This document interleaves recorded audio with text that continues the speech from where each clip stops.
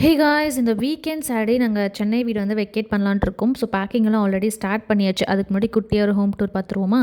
நாங்கள் வந்து செகண்ட் ஃப்ளோரில் இருக்கோம். இது வந்து ஒரு 2 பிஹெச்கே வீடு வித் காமன் பால்கனி. உள்ளே என்ட்ரானமே ஒரு குட்டியான ஹால். அந்த கார்னரில் ஒரு 2 ஷெல்ஃப் கொடுத்துருந்தாங்க. நாங்கள் அதை பூஜா ஸ்பேஸாக யூஸ் பண்ணிக்கிட்டோம். அண்ட் இது வந்து எங்களோட master bedroom with attached bathroom. And இது வந்து கெஸ்ட் ரூம். ஸோ ஜெகதீஷோட சித்தி பசங்க தான் இங்கே ஃபஸ்ட் இனிஷியலாக ஸ்டே பண்ணியிருந்தாங்க. ஸோ நம்ம வீட்டிலேருந்து ஆஃபீஸ்க்கு போயிட்டு இருந்தாங்க. அதுக்கப்புறம் நாங்கள் டெலிவரிக்காக ஊருக்கு போயிட்டோம் செல்லியை பிறக்கும் போது.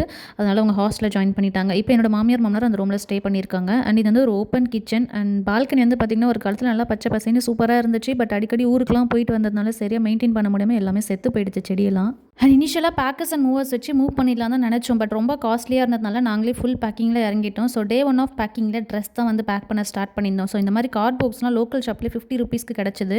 ஸோ அது மட்டும் வாங்கிட்டு வந்துட்டு நியூ ட்ரெஸ்ஸஸ்லாம் தனியாக, டெய்லி வியர்ஸ்லாம் தனியாக, சில ட்ரெஸ்லாம் பத்தாமல் இருந்துச்சு, அதெல்லாம் டொனேட் பண்ணலான்னு சொல்லிட்டு அந்த ட்ரெஸ்லாம் பக்காவாக பேக் பண்ணி வச்சாச்சு.